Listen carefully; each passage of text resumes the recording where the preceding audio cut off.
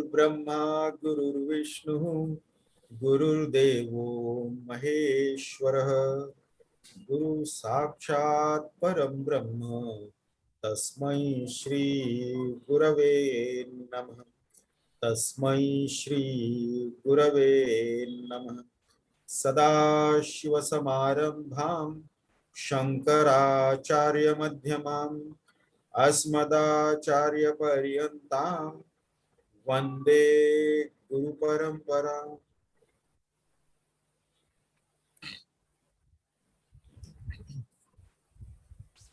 In our last session, we reached up to the 23rd shloka. Atmanamikshit param prapashyet ityagamukte sulabho na bhava atmaiva drishya yadi ka katheshe swayam tadanni bhavanam tadiksha. In our last session, we saw in the 21st shloka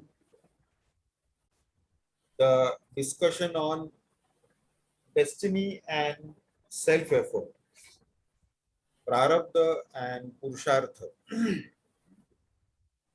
So this discussion goes on for a long time. Various theories are there for everything. Our Shastras have also said so many things. Ramana Maharishi is also very clear about it. So his question is it possible to talk about this destiny and free will without knowing the source of both destiny and purushartha or the self-effort? And the one who knows the source of destiny and self-effort has neither destiny nor self-effort. So who knows the source of destiny and self-effort? The one who has realized the self. Then for him, there is no destiny, no self-effort. So the thing is that this particular destiny and free will or self-effort, I have discussed this in great detail in my article which I published on the website beinghappy.in, destiny and free will. So those I have told last time that to read that article, it is a big one, 28 A4 size pages article it is. So it goes into great detail, giving different references, examples and things like that. So those who have read, they must be all familiar with that. How little control we have over many of the aspects of life.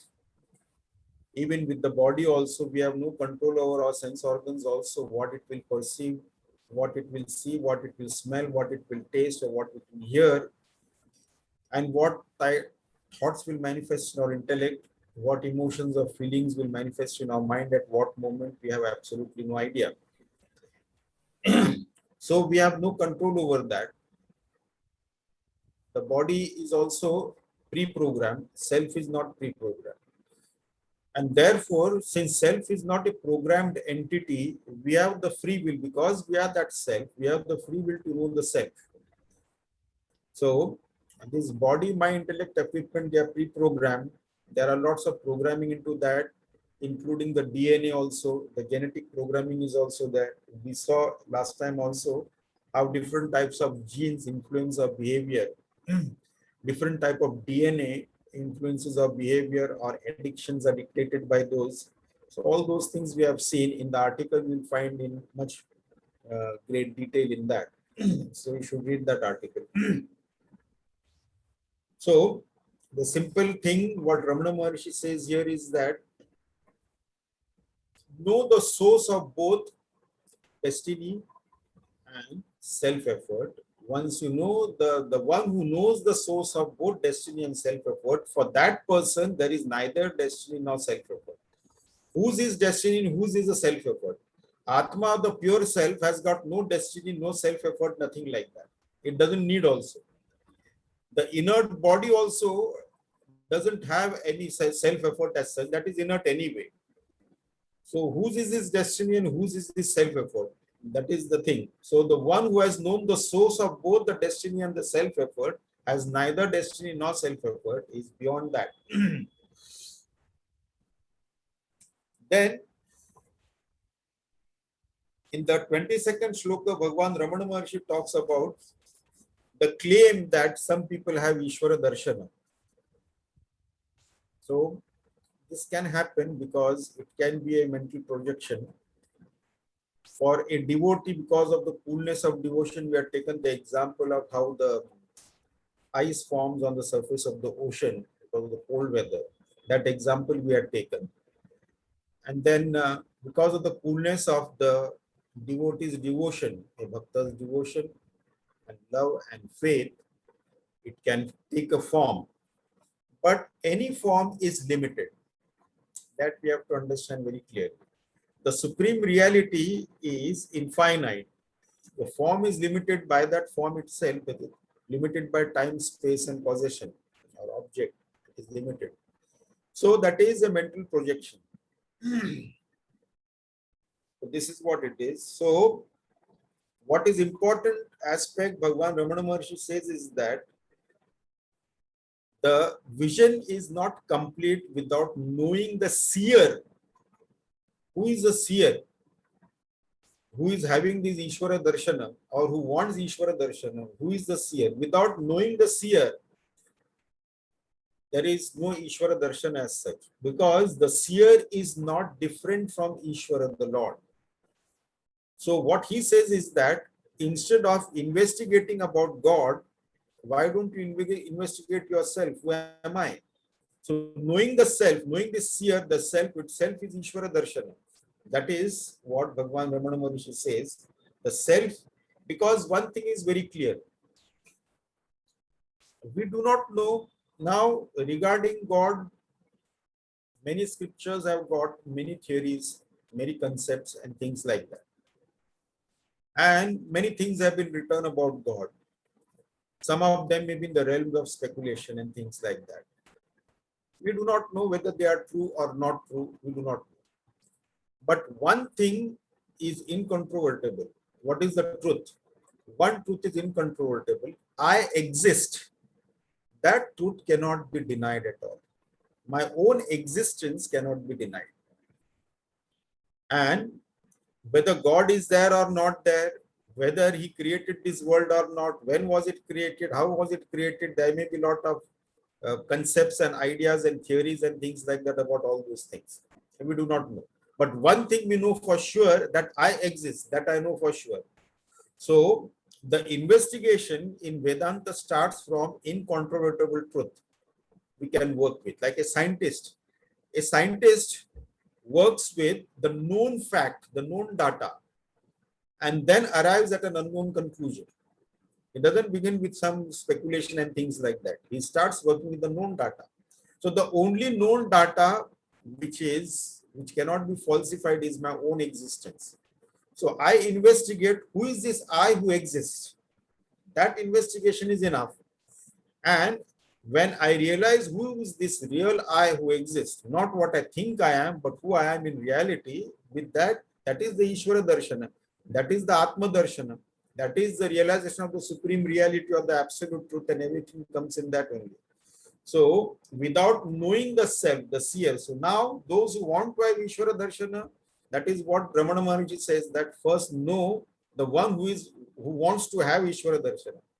So he himself should know himself, that who am I first before having Ishvara Darshana. Once he knows himself very well, then that itself is Ishvara Darshana.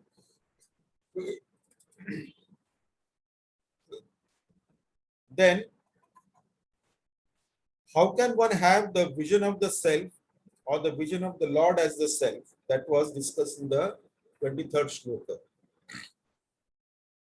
So this is very difficult to understand, that in worldly knowledge, of course, the problem is that we are used to objectification of knowledge.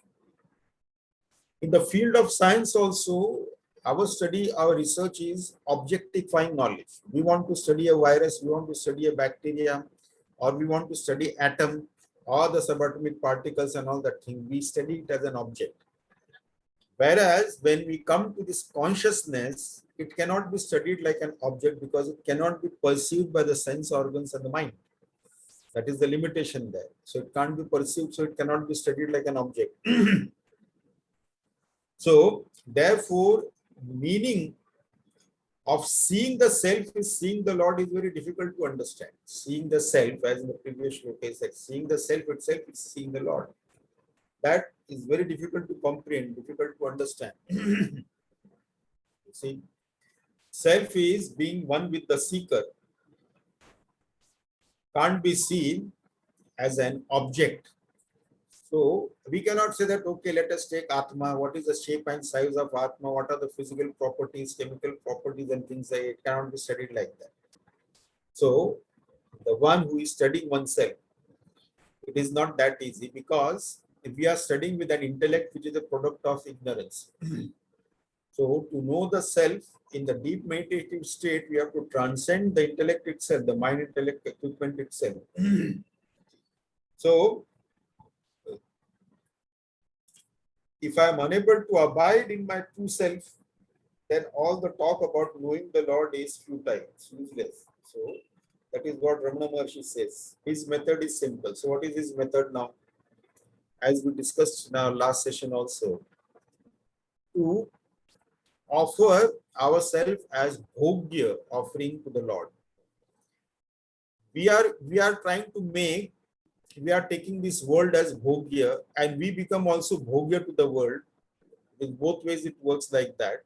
Instead now, Ramana Maharishi says that offer yourself to the Lord.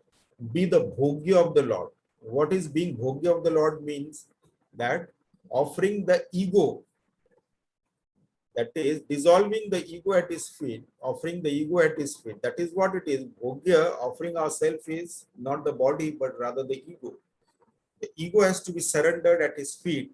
The surrender of ego is important. So when we become bhogya, then when the Lord partakes of that, the food becomes one with the eater. So similarly, the bhogya becomes one with the bhogi.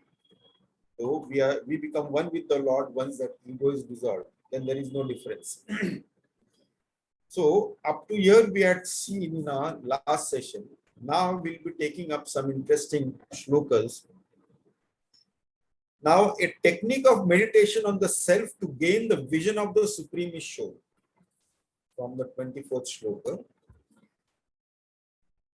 Ye prakasham paramo vitirya स्वयं धियोंत प्रविभाति गुप्तः धियं परावर्त्य धियोंतरेत्र संयोजनानेश्वर दृष्टरन्या धिये प्रकाशम परमः विकीर्य स्वयं धियः अंतः प्रविभाति गुप्तः धियं परावर्त्य धियः अंतः अत्र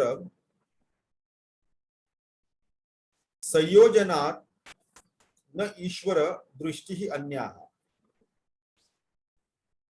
Now, Param, the Supreme, Prakasham Vitirya, having given light, Dhiye, to the intellect, Swayam, himself,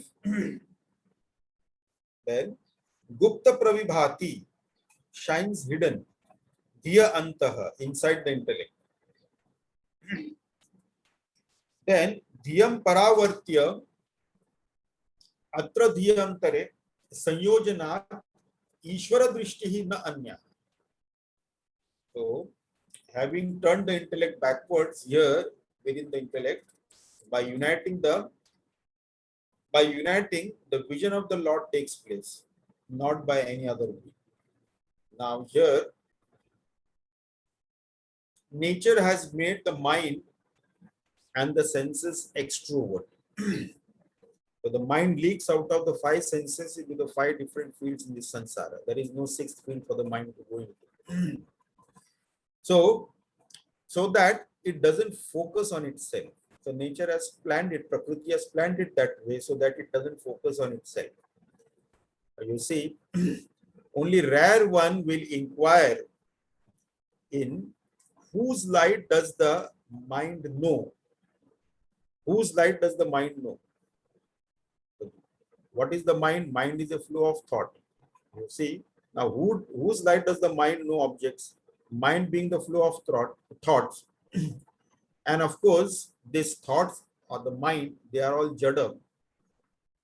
So how does it become sentient? Because mind, the consciousness is reflected in the mind, and that is how it enlivens the thought also. So this mind is of course absent in the deep sleep state. It is only active in the dream state and the waking state, but it is absent in the deep sleep state. Yet we are aware of the experience of the deep sleep state. So there is some entity other than this mind and the senses that which makes the mind also sentient or illumines the thought also. There is an illuminator which illumines the thought. You see, so what illumines the experience of the deep sleep state? That is the consciousness. So that itself illumines the mind because it is reflected there, the consciousness is reflected there, and also the thought, and that is how we get the knowledge of the object. So now the mind illumines the object of the thought is illumined by the consciousness, and that is how we gain the knowledge of the object. Now, to know the self, we have to first shift our focus from the object to the thought of the object, and from the thought of the object to that, from the thought of the object to that which illumines the thought of the object. So now we are withdrawing the mind from the external world. Mind has been designed to be extrovert, flow out of the five sense organs. That is how we gain knowledge of the objects outside. So the mind illumines the object.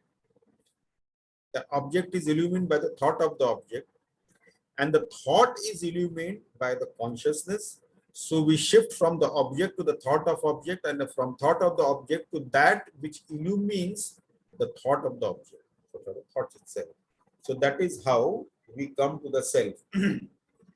So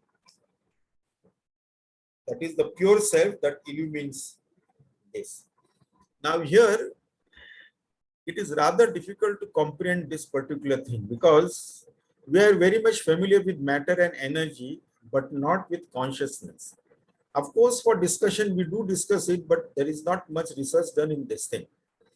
One example we can take that suppose somebody who has lived all his life in a forest and then suddenly finds himself in a city with modern electricity, lighting and all that thing.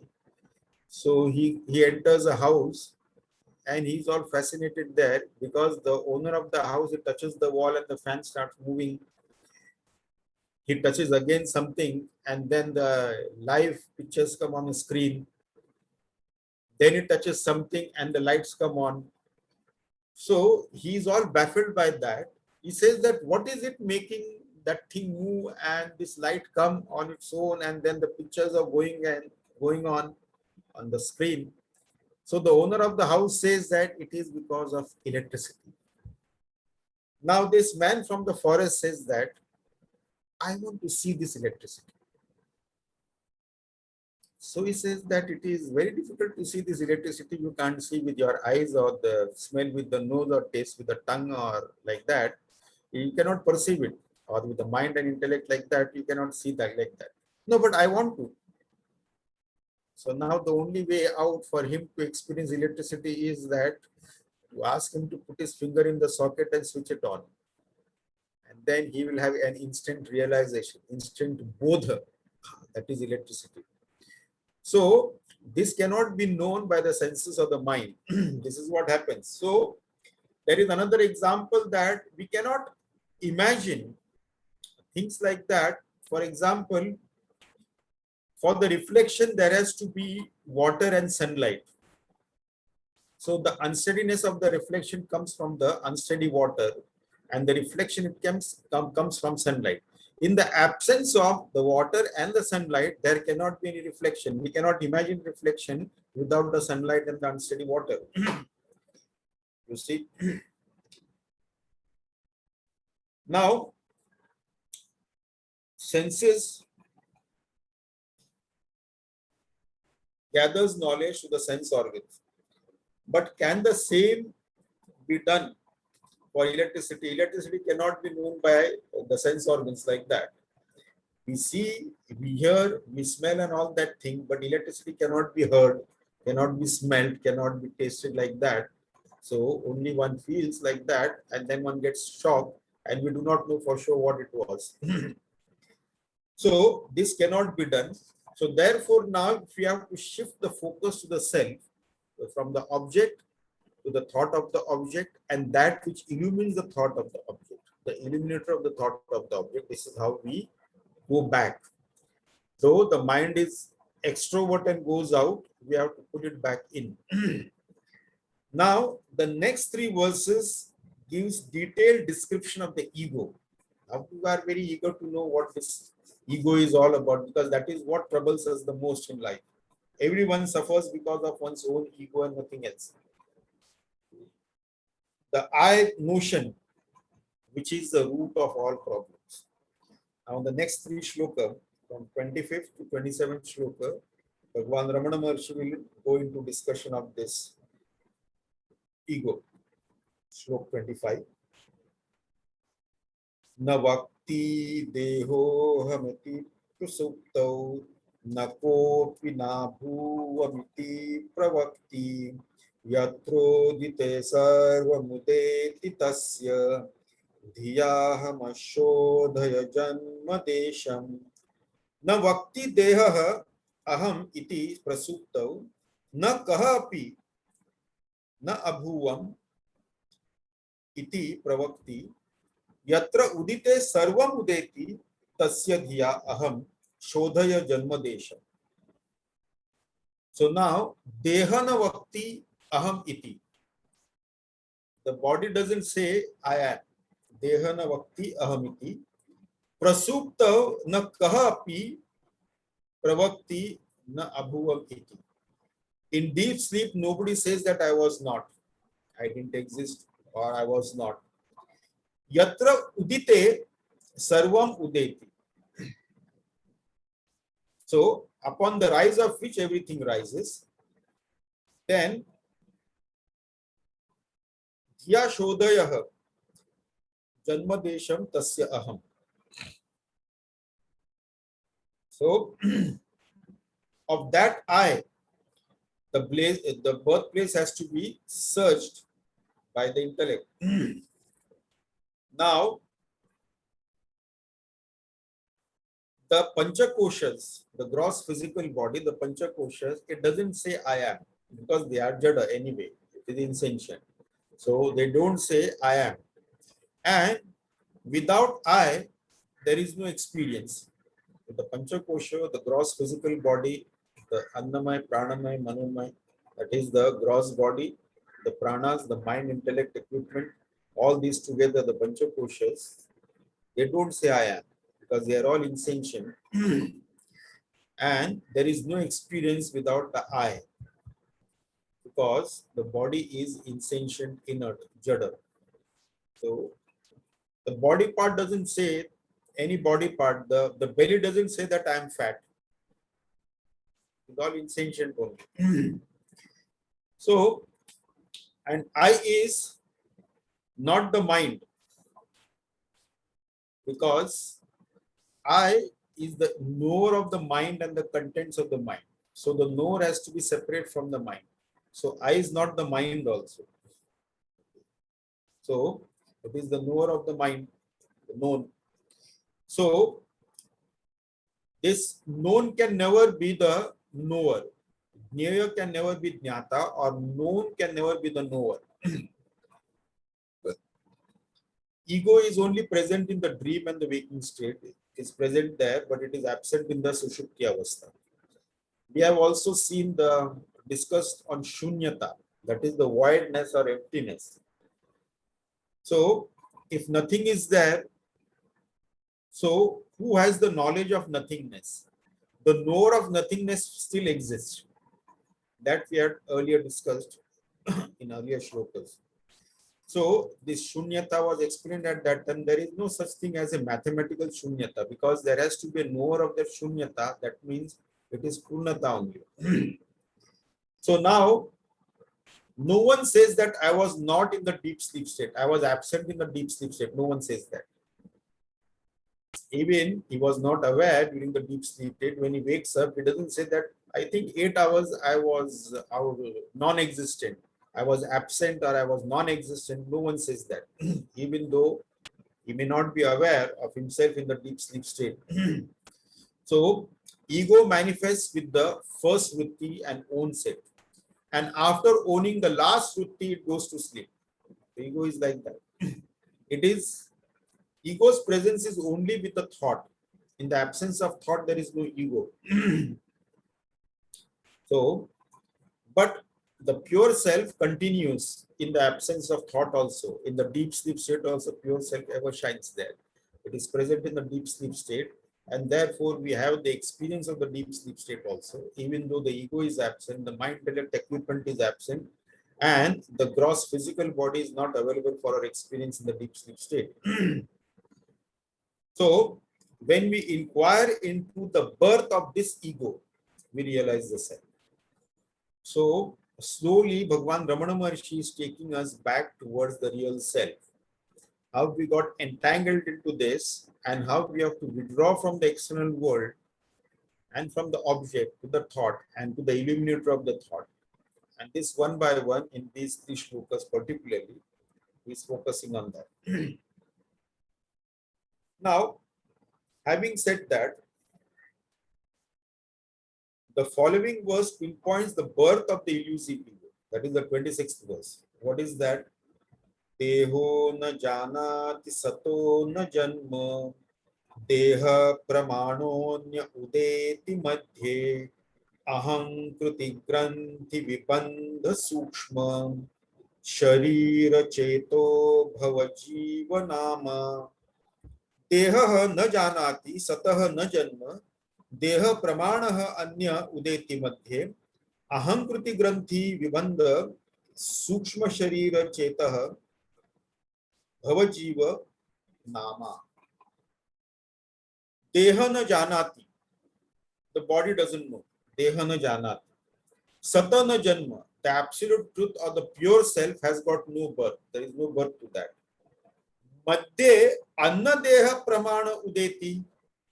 In the middle of these two, another entity of the size of the body arises.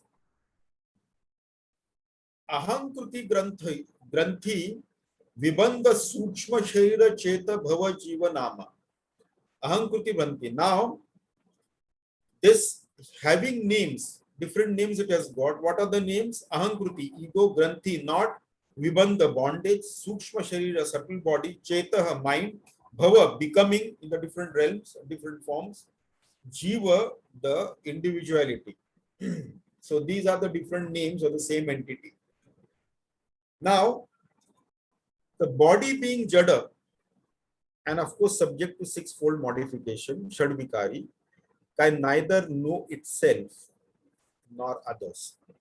So body is insentient and inert, and is subject to sixfold modification. It can neither know itself nor it can know others.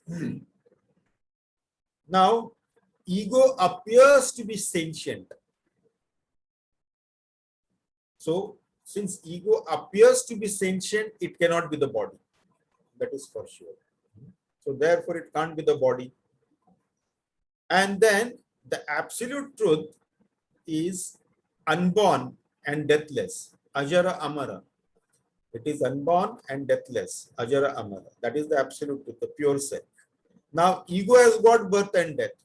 So, ego cannot be the pure self also. Ego cannot be the body, because ego has got some sentiency, so and the body is jada, so it cannot be the body, but it has got birth and death, which the param satya, the pure self, doesn't have. So ego can neither be the body nor it can be the pure self. It is somewhere in between. So because it has got birth and death, therefore it cannot be the pure self. So being different from both, ego has the quality of both. Of the body, it takes the form and shape and size of the body, and sentiency it takes from the pure self. So both qualities it has got. Birth and death of the body also, and sentiency of the pure self. So this, actually, if you look at it, the body and the pure self, they are free from ego. The body being inert, it doesn't matter to the body, so it is free from ego. At the same time, pure self is anyway free at all times, nitya muktaha. So then, where is the ego and what this ego is up to? So we have to go further into that. So therefore, ego is not in them, neither in the body. It is free from ego, nor in the pure self. It is neither here nor there. Now, whether it is outside the body, it is not even outside the body. So it is not inside, it is not outside. Where is this ego? So it is not even outside the body, because we do not have an I notion in any things or beings outside. Any other thing or being outside, we do not have I notion. The body itself is made up of food. It is therefore called as Annamaya Kosha or food sheath. This is 100% food, made out of food and 100% food only. But when we look at the food, when it is served to us, we do not have I notion in the food that is lying in the plate. We do not have I notion in that. So this ego is neither here, neither in the body, nor in the pure self, nor in the things outside, things or being outside. Where is this ego now? This is what it is. So ego is not inside in the body, nor outside anywhere. So where is this ego? It arises with the thought and it disappears with the thought. If there is no thought, there will be no arising of the ego. It has to have some kind of support, some adhara. It has to depend for its existence on something. Without that something, it cannot manifest at all. So what is that something on which it depends? That is very clear. So it arises in between this body and the pure self, and it borrows its existence from the shape and form of the body and the sentiency of the pure self. Like in Atma Bodha, we have seen the example of Taptaya Loha Pindavat, the red hot iron ball, where how the things are borrowed. The iron ball borrows the heat and the color of the fire, and the fire borrows the shape and weight and size of the ball, and now it appears as one, like that. So it is like that, Anyonya Adhyasa, mutual superimposition, or something like that. So it has got no independent existence. It has to borrow its existence from the sentiency of the pure self and the form and shape and size and weight of the body, and in between it is there somewhere, and these are the support. Without these, its existence is not there. So we have also seen that, we have seen earlier an example, like for reflection, the water and the light of the sun is required. Then only we can have the experience of a reflection.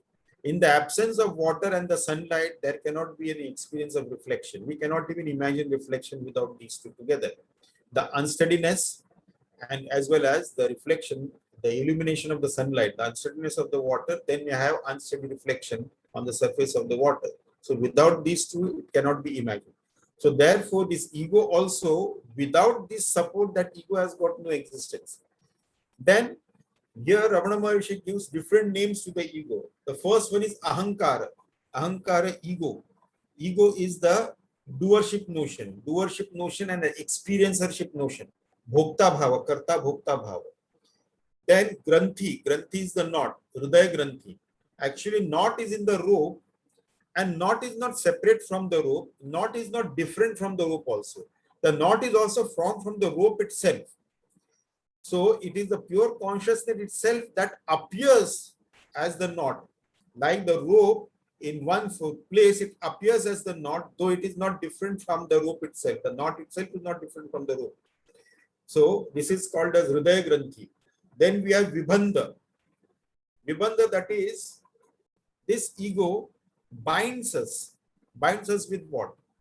Binds us with the limitations of the body, mind, intellect equipment, binds us also with the objects of this world, with the notion of mindness. It binds with the limitations of the body, mind, intellect with the notion of I-ness, and binds us with the objects of this world as mindness. This is my house, this is my car, this is my computer, and my and all that thing. This is what Vibandha. Then we have this Sukshma Sharira. Sukshma Sharira, because this ego cannot be perceived by the senses or the mind, and therefore it is Sukshma Sharira or the subtle body.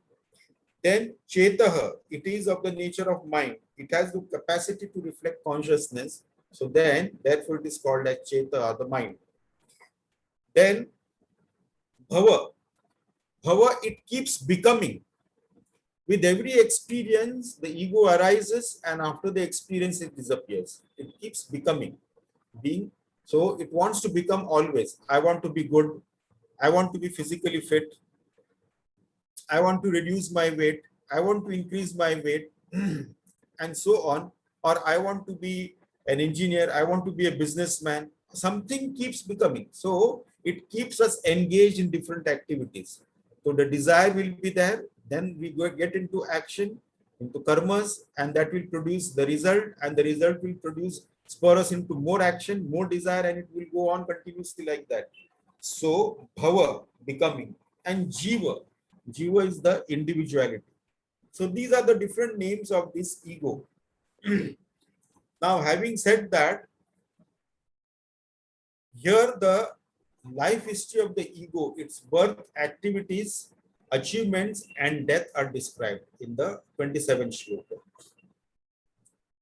Rupodbhava rupatati pratishtha रूपाशनो धूत गृहीत रूपः स्वयं विरूप स्वविचार काले धावत्यहंकार पिशाच एष रूपोद्भवः रूप उद्भवः रूपतति प्रतिष्ठः रूपम आशनः धूत गृहीत रूपः स्वयं विरूपः स्वविचार काले धावति अहंकार पिशाच एष एष अहंकार पिशाच रूप उद्भव. So this ghost of ego, which is born amidst form, rupa tati pratishtah, it is based on a group of forms, pratishtah. Rupa ashanah, it is the consumer of forms. Dhuta gruhita rupah, the one who has given up and held forms. Dhuta gruhita rupah. Swayam virupah, and formless by itself. Swayam virupa. Swavichara kale dhavati. At the time of inquiry into itself, it will run away. It cannot stand its own inquiry. So you see, when ego manifests, so it will acquire the gross and subtle body. It will identify with that as soon as it manifests. And then it takes anek names, many names and forms it will take. It lives in names and forms. It consumes the names and forms. And it keeps on changing its names and forms. I am slim, I am obese, I am beautiful, I am ugly, I am intelligent, I am a tougher. And it goes on like that. And this ego is the lover of titles. It loves the titles. So, earlier the monarchies also used to confer titles. When British were in India, they also used to confer titles to pander to the ego of the locals. Rai Bahadur so and this and all that thing. So these kind of titles were given because the ego likes that very much, different kinds of titles. And then if somebody wants to work for a social service organization, he can work there very well, but no, they want a title.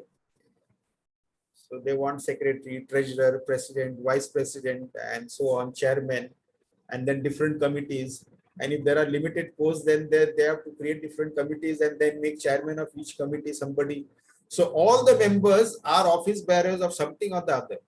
So that is good. I am the chairman of this committee, and he's the vice chairman, and then the secretary of that committee, and all that thing. To these titles. Moreover, the awards and achievements. Awards also, winner of awards. I have won this, I have won that award, and this thing, and this medal, and all that thing. So this is pandering to the ego. So ego feels good. Then appreciation. When people appreciate, we like it. And when somebody criticizes us, we don't like it. So this ego loves titles. And then is a voracious eater of forms, different kinds of forms. Especially the eater of names and forms, status, success, achievements, awards, and things like that. It is a consumer of all that thing. So it arises with the first thought. It becomes the owner of that first thought. And then after becoming the owner of the last thought, it goes to sleep. This is the ego. So it gives up and takes form continuously, very fast, like the mind. It keeps on taking form. With every experience, as we have seen earlier also, with every experience, ego is born. And with the end of that experience, ego dies. But it happens so fast, we think that we give a continuity to that. It is the same ego that is experiencing. This is what happens. So we give a continuity to that, but it is not so. With every new experience, an ego is gone. And with the death of that experience, with the end of that experience, that ego also gets dissolved. But it happens so fast that we tend to give a continuity to that. So it gives and takes form full day and very fast. So, and it keeps on changing its mood also. Sometimes I am sad, sometimes I am glad, sometimes I am mad. And it goes on like that. Throughout the day, it keeps on changing. And how many times it will change its makeup also, its dresses also, and so on. This is all what the ego wants.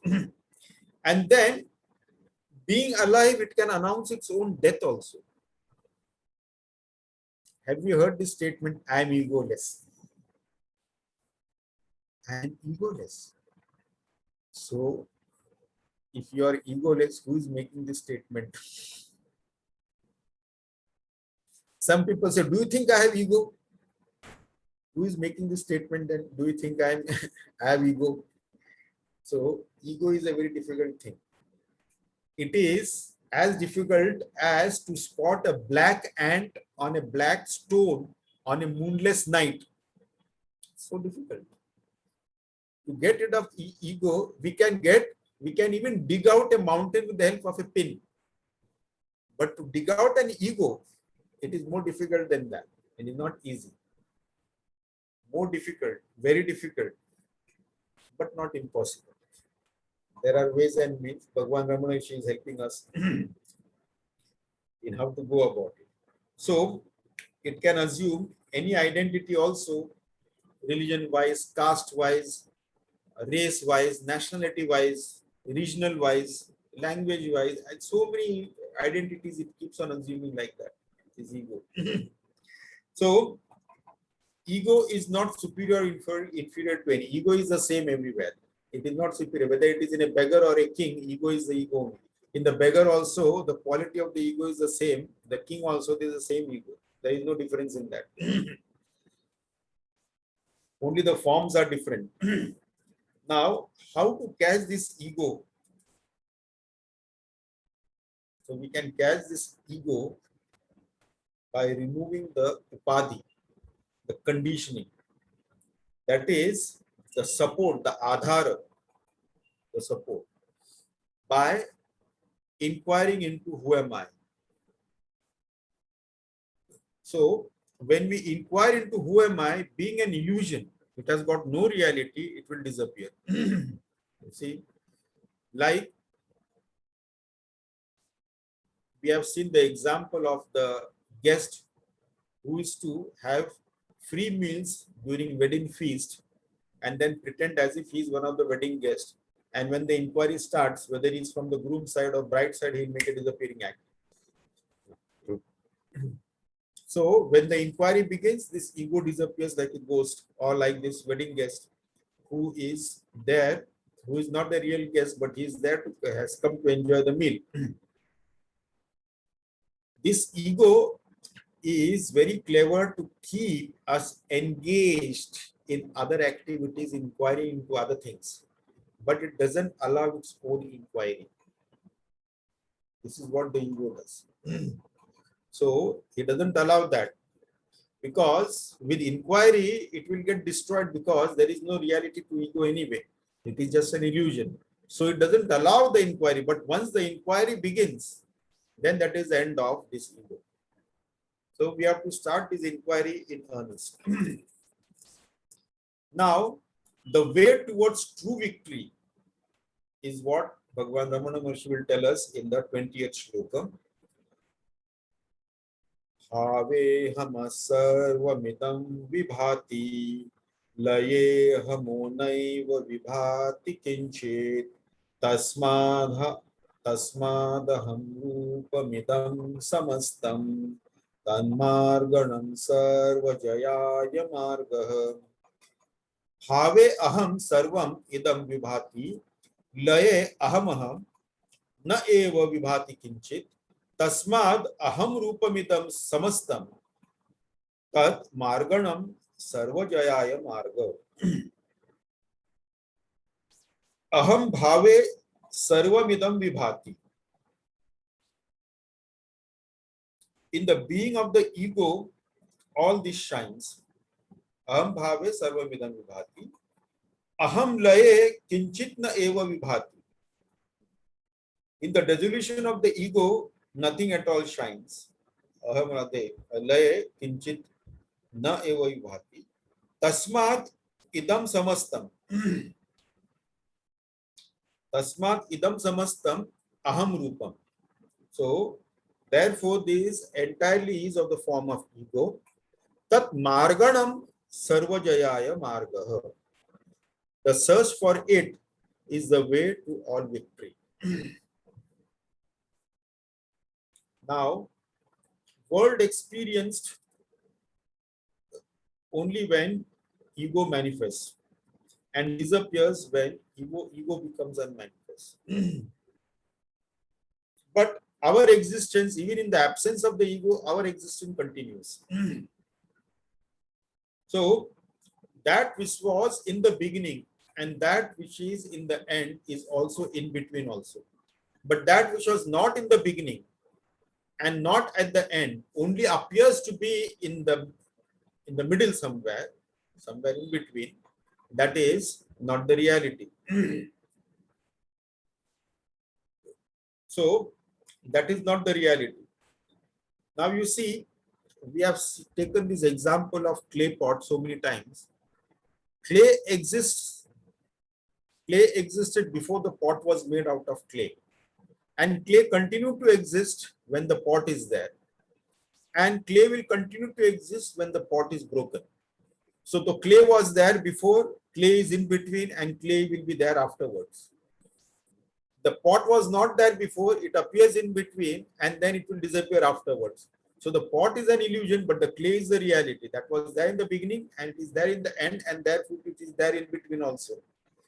But it is not the same with the ego.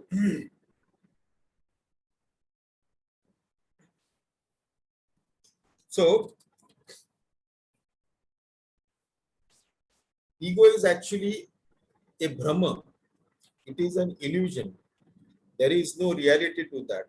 And its existence is also dependent on the self. Without the self, it has no existence at all.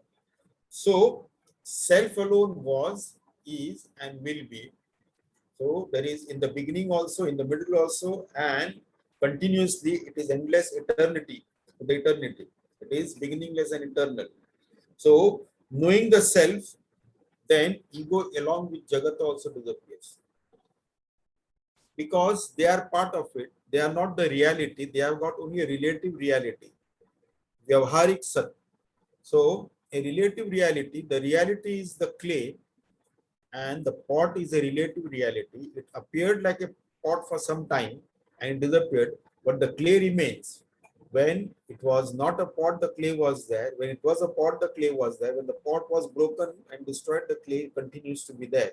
The clay is the reality. What appears was a superimposition on the clay. The pot The name and the form of the pot was just a superimposition of it on the clay. For some time it appeared, but the clay continues. So the plurality will disappear once this inquiry continues. So to conquer the mind is not easy. You see, it is very difficult to conquer the mind. So mind is the one who wins the mind, who conquers the mind. He has conquered everything. There is nothing to conquer. The victor of the mind is the real victorious one, the real victor of over everything. The one who has conquered the world but not couldn't conquer the mind has conquered nothing. In Bhagavad Gita also, in chapter 6, verse 34, Arjuna tells Sri Krishna, Chanchalahi mana Krishna pramati balavat dridam, tasyaham nigraham manye vayor vasa dushkaram. This mind is extremely fickle. Lord Krishna is telling, Chanchalahi mana Krishna, hey Krishna, this mind is extremely fickle, and controlling the mind is like controlling the wind. It is impossible. Dushkaram. And then in the 35th shloka, of course, Krishna agrees with what Arjuna says. Asamshayam Mahabaho. Now, Krishna very nicely addresses Arjuna as Mahabaho. Mahabaho, mighty armed, great warrior, you see. So he's sarcastically addressing him as Mahabaho. You are a great warrior. You have conquered many yodhas, many warriors in the battlefield. Have you conquered your mind? You failed to conquer your mind. You have conquered, and people call you the what you call the scorchers of the enemy and all that thing. And you are mighty arm, Mahabaho and all that thing. The titles have been given to you, but have you conquered your own mind? Have you conquered the ego? So Asamshayam Mahabaho Mano Nigraha Dushkaram. It is very difficult to conquer the mind, no doubt about it. But Abhyasena tu kaunteya vairagyena chagruhyate. By practice, by study and practice, and by vairagya, dispassion, we can conquer it. It is no doubt, Sri Krishna agrees with Arjuna that it is very difficult to conquer the mind. There is no doubt about that. It is very difficult only, he says. It doesn't say impossible. And then he says that it can be conquered by abhyasa. Abhyasa has got two meanings. One is study, and abhyasa means practice also. So study and practice. And then vairagya. Vairagya is dispassion. That is, I do not want anything except the realization of the self. That's all. That is total vairagya. Nothing else I want. That vairagya has to be there. So abhyasena tu kaunteya. Now he addresses in the second line, he addresses Arjuna as Kaunteya, Kunti Putra. Kunti Putra, Kunta means one with the sharp intellect. So you are Buddhiman, you are an intelligent person, so you should know with Abhyasa and with Vairagya you can conquer this. You can bring it under control. So here there is no enemy, and ego is trying to win. So what happens is that it will give up its separate existence. When you go into inquiry into that, it will give up its separate existence because it will be very difficult. So there is no enemy here actually, but then it will give up, and then it will have no separate existence from the real self. So we can conquer this ego, we can get rid of this ego, we can realize the self. We do not have to get rid of the ego because that is just an appearance. What we need to do is that go beyond this, understand its illusory nature and realize the self. This is an important aspect. Now here, in the next shloka, the author again explains what is the true state of being in the 29th shloka. सत्यास्थितिर्नाहमुदेति यत्र तच्चोदयस्थान गवेषणेन विना न नश्येद् यदि तन्न नश्येत् स्वात्मैक्य रूपा कथमस्तु निष्ठा सत्यास्थिति ही न अहम उदेति यत्र तत् च उदय स्थानम गवेषणेन विना न नश्येत् यदि तन्न नश्येत् तत् न नश्येत् स्व आत्मैक्य रूप कथम अस्तु निष्ठा. So yatra aham na udeti satya sthiti. So the true being where the ego doesn't rise at all, that is the ego doesn't rise at all, taccha udaya sthanam gaveshanena vina, that again is without a hunt for its place for emergence. This is nanashyet, will not perish. So that again will not perish without a hunt for its place of emergence. Then yadi tat na nashyet swa atma aikya rupa nishtha katham astu. So that if that does not perish, can there be the being in the form of oneness with one's own self? So now here, as long as ego exists, it will make us restless. We will always have the notion of apurnata, incompleteness. Something is lacking in my life, because it has been designed like that, that we have to be restless. We have to feel that apurnata, restlessness, incompleteness, limitations and bondage will be there.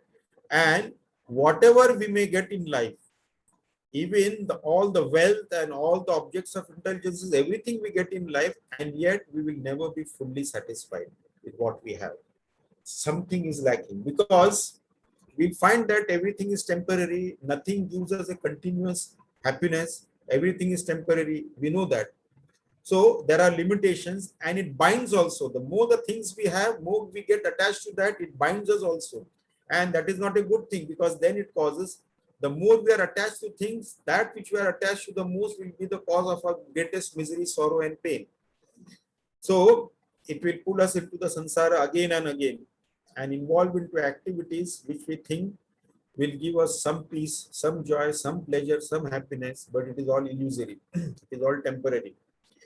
There is no sukha, there is no happiness, joy or pleasure whatsoever in the entire existence, except our own self.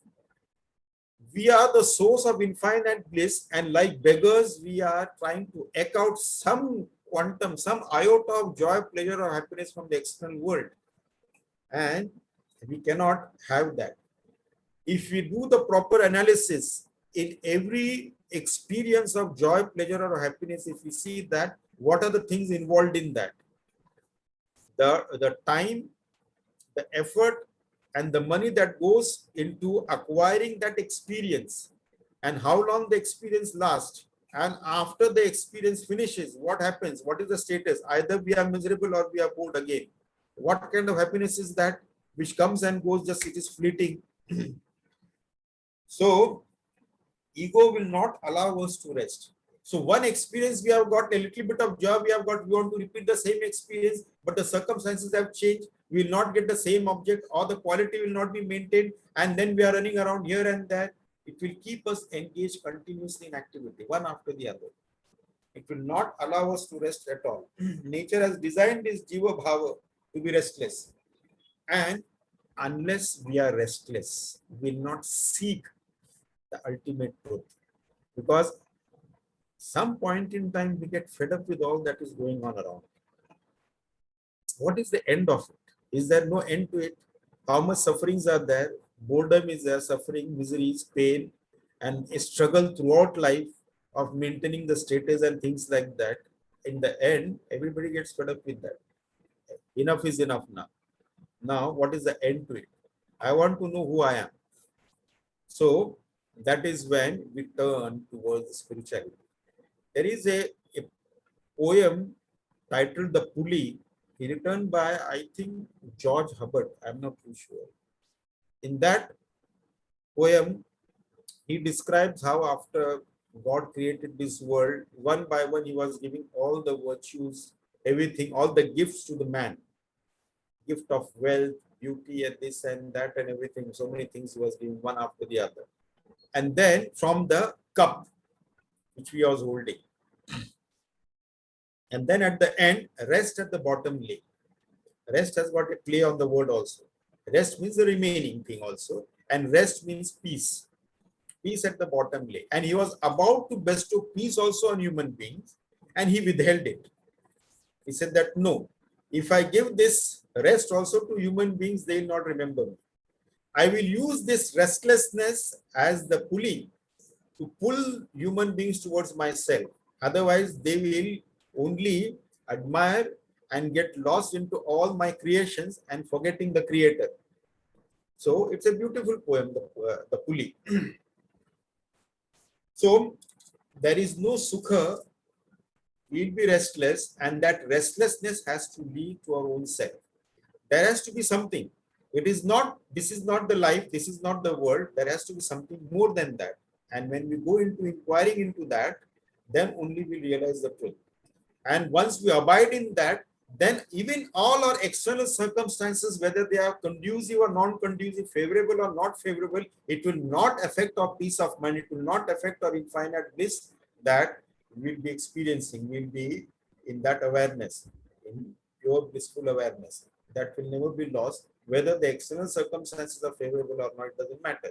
There may be 1001 diseases in the body, or the financial problems will be there. So many things will be there. But the self will always abide in that infinite bliss, the pure self. That is how many great saints, sages, and masters lived. Many of them suffered in life. Their circumstances were not favorable, yet they never became miserable. Miseries come in the life of ordinary people as well as in great saints, sages, and masters. The only difference is that when it comes in our lives, we become miserable. But when it comes in their life, they don't become miserable. That's all, because they abide in their own self all the time. So now, today we'll conclude up to here.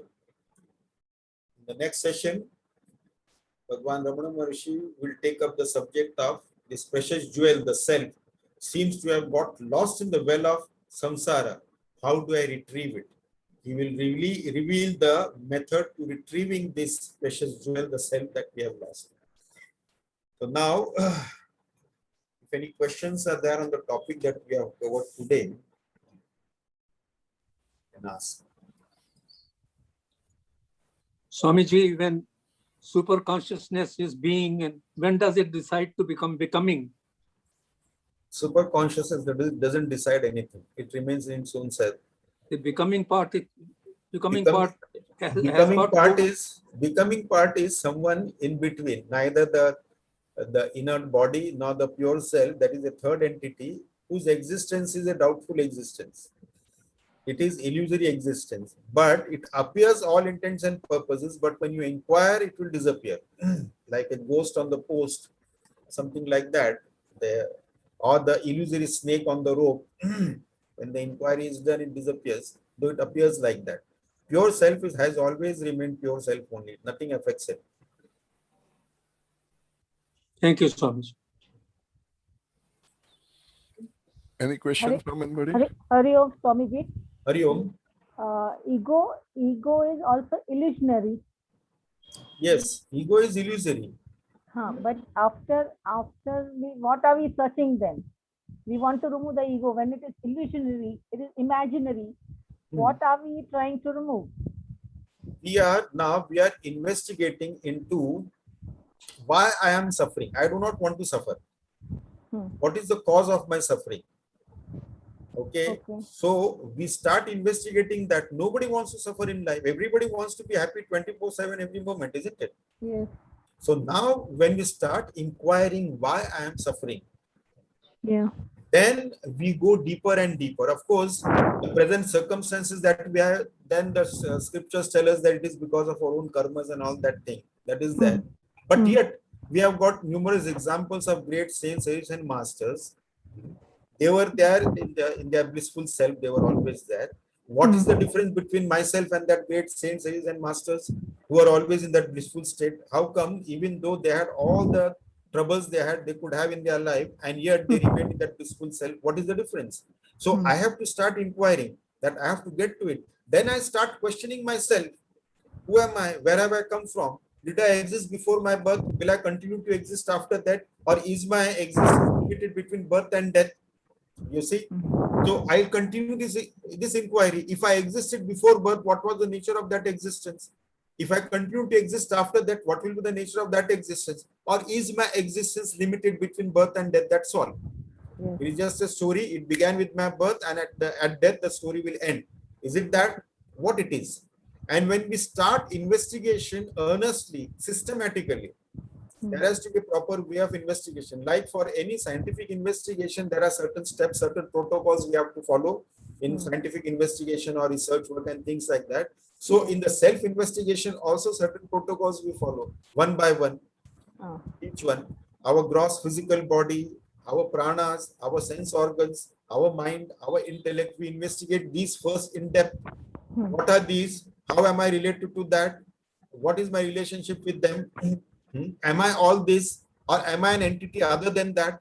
That is how we go deeper and deeper into it. And then suddenly realize that, hey, I am an entity other than this. I cannot be the gross body. By no stretch of imagination can I be the gross body. We have already done this investigation very well. We have come up with 14 reasons why we cannot be this gross physical body, isn't it? Yes.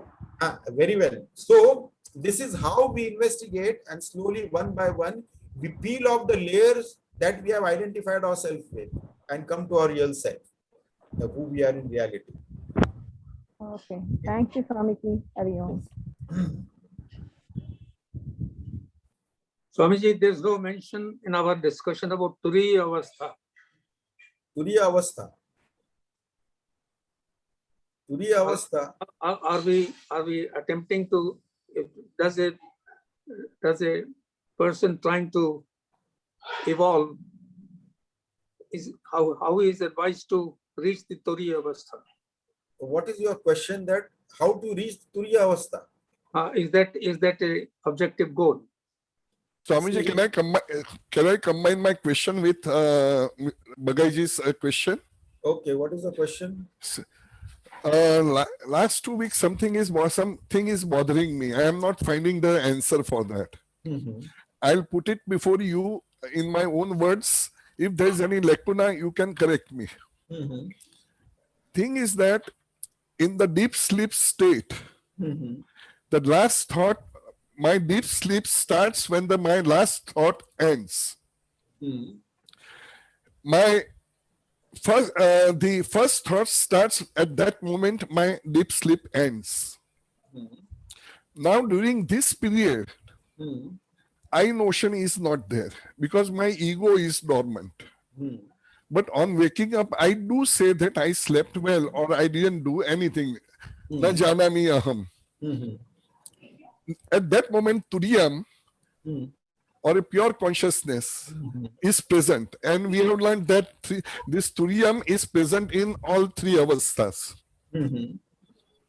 Now, I consider this period as Sandhikal. Difference is here there is no awareness because the I notion is absent or ego is dormant. Now let us carry this Sandhikal to the waking state. During my Om Upasana, my Sandhikal starts when Makara ends. When I start pronouncing Om and Makara ends, my Sandhikal will start. At the beginning of the Akara of the next Om, my Sandhikal will end.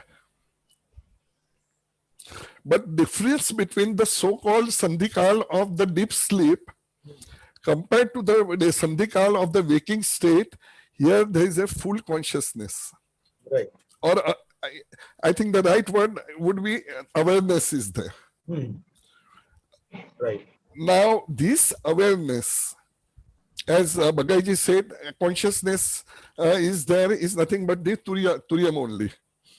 Now, during the waking state, Sandhikal, ego is absent, or is it suspended? What is the nature of ego at that moment? That is what is troubling for the last 2 weeks. What is that? Because this period I have enjoyed so much without any rhyme or reason. And I practice daily this Sandhikal of waking state. So if there is any lacuna in my explaining, you can correct it and then give the answer. So the thing is that in the absence of vrittis, then there is no ego. But the Sandhikala, when we observe in the waking plane of consciousness, the Sandhikala is very short. Initially, when we start the practice of focusing on the Sandhikala, chante, the gap between two names, or the mantras or whatever it is, when you start observing that Sandhikala may be fraction of a second or half a second or 1 second or 2 seconds like that before a thought arises. So, in fact, we may go through this Sandhikala unknowingly also many times throughout the day. Sometimes we are absolutely blank. That may be for a few seconds, we may be absolutely blank. Sometimes we also have this experience of being happy for no reason. Okay. That only happens in the absence of the ego. When there is no thought, then only there is a temporary absence of ego arises. In Sandhikal, when there is an absence of the ego, and there is no thought eruption there, and then once the thought arises, then immediately we chant the mantra. So when the thought eruption is not there, temporarily for a few seconds, then we are in that egoless state temporarily. That awareness is we are maintaining. So that time, because that ego is not there, like in the deep sleep state, ego is absent. Nobody wakes up from deep sleep state and says that I was miserable. No. Somebody wakes up from a dream state and says that I had a miserable dream. That one can understand. But from deep sleep state, nobody wakes up and says that I was miserable. He says that, oh, I didn't know anything, but I enjoyed it. So in the absence of the ego, in the deep sleep state, we are closest to our real self. That is what is happening. We are 24/7, every moment, we are the pure self alone and nothing else. So these are the glimpses. When we do the Sandhikal practice, there is a glimpse that we get of our real self.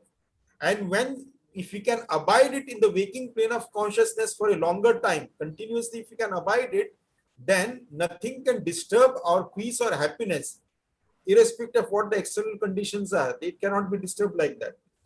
So this is a small practice, but it has got a major impact. Observing the Sandhikala, generally people who are given this sadhana of japa sadhana is given, they are not told about the Sandhikala. They are in fact given a number of malas to be done. Per day you have to do 11 malas, 7 malas, 5 malas and things. The emphasis is on the number of malas, but not on the Sandhikala. But the purpose of japa sadhana is to observing the Sandhikala. The Sandhikala is very important. That is the gap between chanting of the two names where no thoughts erupt. And slowly we have to expand that. And then we will have our own experience in that. And then we want to go again and again into that, because deep sleep experience, many people do not get deep sleep experience. They have broken sleep. If they have to have a deep sleep experience, then they have to take sleeping pills. So they have a broken sleep and they somehow want to get deep sleep like that. So they want to have that experience. So similarly, once we get that in the waking plane of consciousness, if we can have that, that is very good. We do get that because in any case, we are the pure self alone, 24/7 every moment, whether we know it or not. And therefore, this Turiya is just a word given. Turiya is, throughout that, Turiya is the fourth state. There is no such state as fourth state. Now, this waking dream and deep sleep state is that superimposition on the pure consciousness. Pure consciousness is the same thing. Like the bedroom or the living room or the study room, they are the superimposition on the space. After creating wall and the roof, then you call that living room space, study room space, bedroom space, and all that thing. So that is superimposition on the space. Space is the same inside and outside. Once that conditionings are broken, it is all one only. So this waking dream and deep sleep state, they are superimposition on the consciousness. Consciousness is the only one thing, and these are superimposition. We make a division like that, and therefore to separate these three states, and then to call that absolute state, we say that okay, Turiya state or the fourth state like that. But there is no such thing as fourth state separately like that. That you have a three state separate, and this is the fourth state. It can't be said. You cannot separate the three state from the fourth state. So Swamiji, what is the relationship during the Sandhikal? What is the relationship of absence of thought? I would call it awareness and the pure consciousness. It is pure consciousness alone. Pure awareness, there is no difference there. You are the pure awareness anyway. But in the Sandhikal, what happens is that you are aware of that in conscious state. Okay, and therefore there is an like in the deep sleep state also, we are closest to our real self in the absence of the ego, and therefore there are no thoughts, and therefore we have a happy experience. We enjoy that, though in ignorance. In the waking plane of consciousness, of course, the story is different. In the waking plane of consciousness, if you can get it, this is a preliminary, a prior practice, a small primary practice that we do. That is how great realized masters, they are 24/7 because there is no thought eruption for them. Because the ego has already dissolved. So they are 24/7 into that infinite bliss. For them, there is no such thing as a bored moment or a miserable moment, anything like that. Whether the external conditions are favorable or not favorable to them, it doesn't matter to them. So they are in the conscious state. We are practicing it. The primary practice is that now observing the Sandhikala. This is a small step going towards that stage where 24/7 you are into that full awareness in the conscious state, not in only in the deep sleep state. Deep sleep state, it is in ignorance, but in conscious state, in the waking plane of consciousness, it is in full awareness. But this is a small step that we take, observing the Sandhikala. This will help us into a bigger stage. Now, Swamiji, a very subtle question I'm asking you. Yes. And that is always I discuss with Shama. Is glimpse during the Sandhikal? You said that you use the word glimpse of awareness or pure consciousness. Now, as I understand, okay, there is except on the super consciousness or on the consciousness, there is a superimposition. Let us take the example of rope and the snake. Now, if I have a glimpse of a rope, suppose, is it possible that I see the front part as the mouth of the snake and the tail remains? What I am trying to say is, when I realize that this is not snake but rope, mouth will look like a rope, but the tail will remain in my knowing of the substratum. No, it is like this. Even if you know 1 millimeter of that snake is rope, that means it is 100% rope alone. There is no question of that it is the half of it is snake and half of it is rope. No, it is not like that.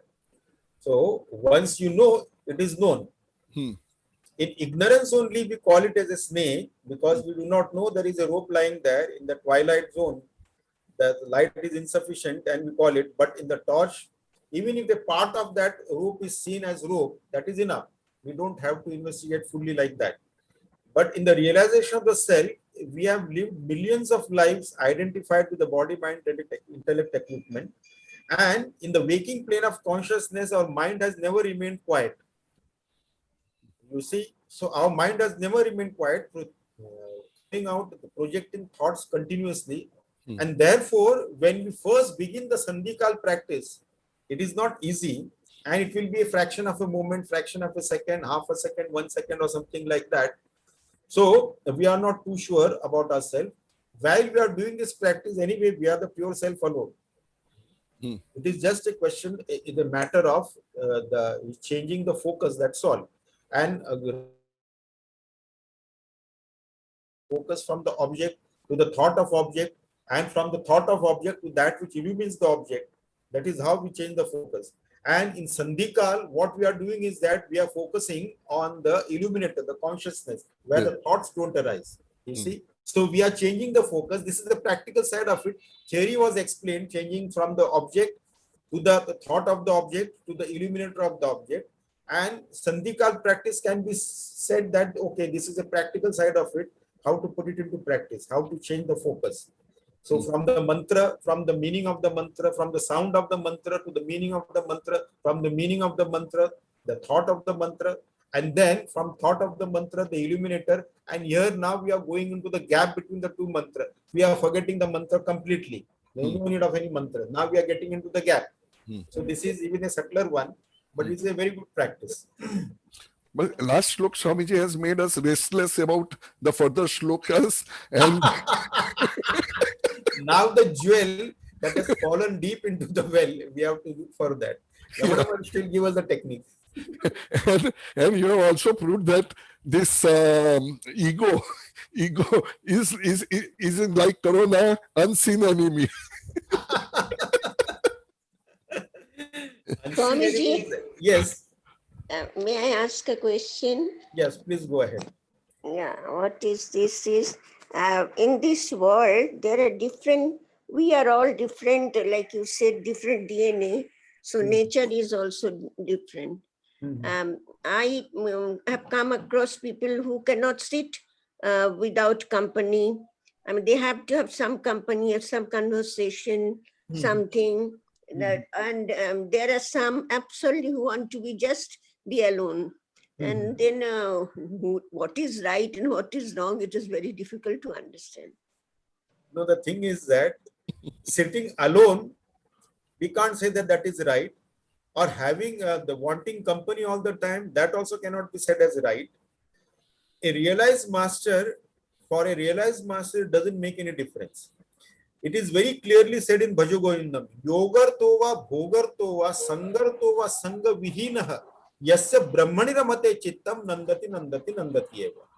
So whether I am with someone or I am alone, whether I am in yoga or I am in bhoga, if the chitta is always in doing the Raman in Brahma Tattva, then it is Ananda, Ananda and Ananda only. So it doesn't matter. It is not that a master, he feels bad that if somebody comes to meet him, oh, now this fellow, I want my solitude and all that thing. No. Yoga tova bhogat. If somebody is there, he is happy. Somebody is not there, he is very happy. If some bhoga is there, he is happy, he is having the bhoga, but he doesn't have any, what you call that, craving for that. That as he got today some bhoga, he should get it tomorrow also and all that thing. No, no craving for that. That's it. It has come through his prarabdha, it has come. He has enjoyed it, that's it. He's not bothered about it. He doesn't crave for that. He is in yoga, he is in yoga, that's it. So that is what it is. But those who crave for company, they are still, they have to evolve to the spiritual status. So it should not matter to one. The realized master doesn't matter. Whether somebody comes to meet him or he's all alone, it doesn't matter to him at all. It doesn't disturb him at all because he's already realized the self. If somebody is there, fine. If somebody is not there, that is fine. He's happy. But suppose he's happy, but does that a person like that, does that person seek company? I mean, to be, if I'm visiting you, you do not mind because you have realized that everything is same. But on your own, will you go out and seek company? No, there is no need to seek company because you are happy. See, if somebody comes, I'm happy. And if somebody doesn't come, I'm very happy. You see, happiness is there. Happiness is there, no doubt. So you don't go out. If somebody comes, fine. You don't go out to seek company. No. But some people, they cannot remain alone. They want to seek company. They cannot tolerate, they cannot stand their own company. I've said this earlier also. Those who complain about boredom, somebody says that I am bored. What he or she is telling is that he or she cannot stand their own company. And what they do is that they start calling people. Okay, what are you doing? If you're not doing anything, why don't you come over? Or I will come over. That means this person who cannot stand his own company wants to impose this unbearable company on someone else. This is what boredom is all about. There is no question of any boredom at all. So these are the people who cannot stand their own company. So they have to evolve further. Once you evolve there, you start enjoying your solitude also. If nobody is there, you enjoy your solitude. If somebody comes, you enjoy their company. That's it. So it should not matter to you. If nobody comes, oh, nobody has come to meet me. That should not be the feeling. Or if somebody has come, oh, why this person has come now? Is a disturbance for me? No. If somebody comes, it is good. Somebody doesn't come, it is very good. So both ways it is. And it is very clear in Bhaja Govindam. Yogarto va bogarto va sangarto va sangavihina. Yes, Swamiji. Hari Om. Hari Om. Any other question or should we conclude? Swamiji, to Yes, please. wonderful. Hello, there is some disturbance it seems. Can you hear me? Yeah, Hello? yeah, okay. Yeah. So first of all, I'd like to thank you because I think this was. Hello.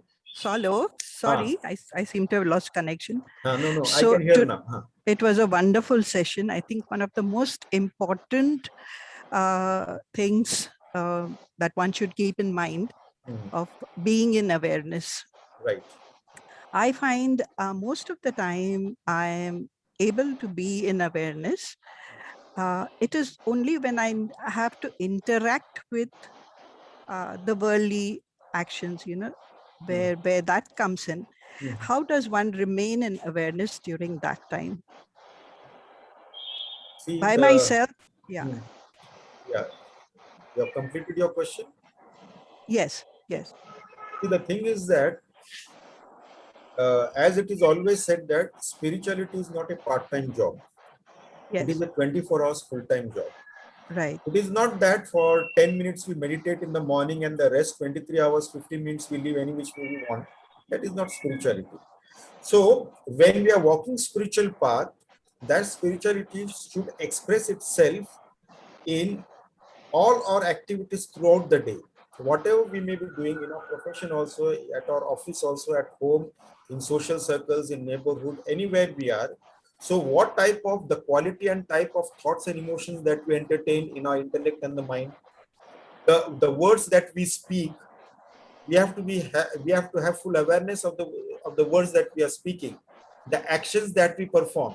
In full awareness, we have to do the action. Generally, most of the time, most people do not do their activities, their actions are also mechanical. You see, and for that reason, to be fully aware of all the activities that we do, awareness, to maintain awareness in our speech, in our action, in our thoughts, and in our emotions and all that thing, we need to live in the present moment all the time.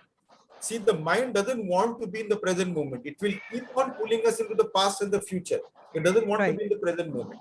Right. So if we practice living in the present moment, not going into the past, not going into the future, living in the present moment is conscious action, not mechanical movement. You see, simple actions we have to observe. When we go to wash our hands at the wash basin, now generally I've observed people, what they do is that they open the tap and they put their hands under the water. They are looking somewhere and they are thinking something else, like that. Now, if you are fully conscious of that action, I open the tap, adjust the temperature of the water, I wet my hands completely, then I use the liquid hand wash and then see that it is covered, it has covered all my hands. And then again, I open the tap and I see that all the soap is washed off. I give full 100% attention to the activity that I'm doing. Not, see, our mind should be where our hands are working. Our eyes should be where our hands are working. So that should be full coordination there. It is not that hands are working somewhere, mind is thinking something else, eyes are looking somewhere else. So with full awareness, if we have to live throughout the day, 24 hours, the first practice is start living in the present moment. Don't allow the mind to wander into too much into past or future. Our relationship with the past should be limited to the lessons learned.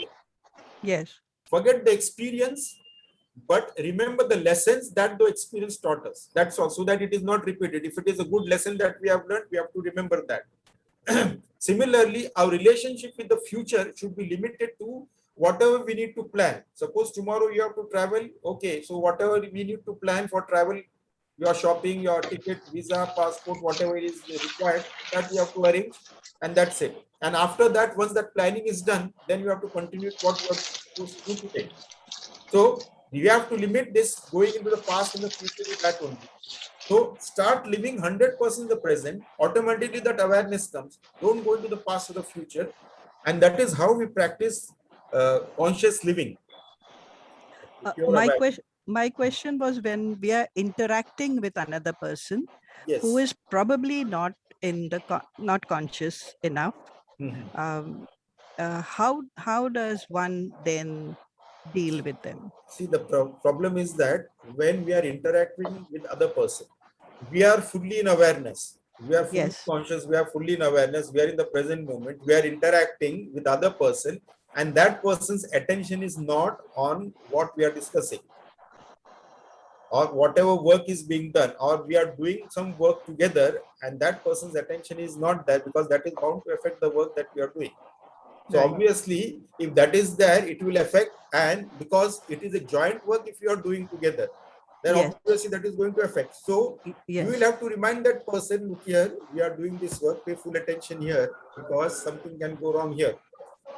If your mind is not in this work, better not do it. Plain and simple. If your mind is not 100%, because people, what they do is that they accept work, and then they suffer from mental acidity. Everybody knows from a health condition called as acidity. But what is mental acidity? Mental acidity is something that they accept something superficially. Somebody tells them to do some work and they smile and say, okay, I will do it. But inside they are cursing. This person always tells me to do this work and I hate to do it. So now he's suffering from mental acidity. Do you think that he will have full awareness while doing this work? He'll be only cursing the person, and half-heartedly he will do it, and there will be no perfection. He'll commit more mistake, and then he'll get more firing from that person. I gave you this work and you don't do it properly. This is what happens. So when we are interacting with people, whether at the workplace, we have to also see that we are fully aware. And if the other person is not aware, remind that person that, look here, if you are not aware, if you are not fully into it, your mind is not fully into it, if you are doing this work, this will not come out right. If you are not there, then don't do it. Otherwise, things can go wrong and people may be affected by this kind of work. So it is better that, so first thing is that we have to be aware ourselves. That is the first step. If we are fully aware, then we can find out, if other person is aware or not, and then we can take steps to make that person aware that, look here, something is wrong. If your mind is not into it, please don't do it. Plain and simple. No need to force yourself. Jyotiji, I think you are asking this question with reference to your patients. No, with the patients, what happens is I am in a state of total awareness. I have been told to do a certain practice by which I connect myself to Swami, to Baba, and then be in that state of awareness and treat them, and the results are absolutely amazing. What I was asking was, day to day, when you interact with a certain negative person, a person, say your neighbor, who is having these negative ideas, attitudes, and how does one then, because they are not willing to listen to you or anything of that sort. Swamiji has given ample this reason. Even Baba has also given so many practices, action to be done. We are all aware about that. And Swamiji, through right now, a beautiful sentence. Being in the present. Yeah. Yes. So the thing is that we do not have any control over other people's negative attitude. Exactly. We have absolutely no control. Avoid such people. Their negative thinking, their negative attitude, we have absolutely no control over them. As long as we are positive in our mind, we have got a positive attitude, positive thinking. And because yesterday only I was giving a talk to one engineering institute students, and the topic was mind and the power of positive thinking. So I was giving a talk on that. So this thing came. So this is a practice for our own self, because we cannot go and change people's thinking. Right. We can channel their way towards our thinking, but we cannot change their thinking at all. Because if somebody is having negative thoughts, negative attitudes, we can't do anything about it. We can express ourselves. See, this is one important thing, let me tell you. One is that great saints, sages and masters didn't go to change the world. They only changed themselves. Themselves, yes. You see, an important thing is that there are two instruments. One is called as thermometer, the other is called as thermostat. Thermometer measures the temperature, everybody knows very well. And thermostat changes the temperature. You set that, it changes the environmental temperature. So air conditioner, you set a temperature and the room becomes of that temperature. So these great saints, sages and masters, they became thermostat instead of thermometer. Ordinary people are like thermometer. They keep jumping up and down like the mercury in the thermometer according to the environment. But these great saints, sages and masters, they themselves become thermostat. So people observed them and started changing their ways. They didn't go to change the world. So we need not bother too much about people having negative attitude or negative thoughts and things like that. As much as possible, if they are directly related to us, to a certain extent, we can explain things. We can help them to get out of that negative thinking. And if they are ready to accept, they are receptible, they are taking it up, that's good. That will be good for them. But if they are stuck with that, they are stubborn and stuck with their negative thinking and negative attitude, and don't want to change, who can help them? No one can help them in that case. Right. Thank you, Swamiji.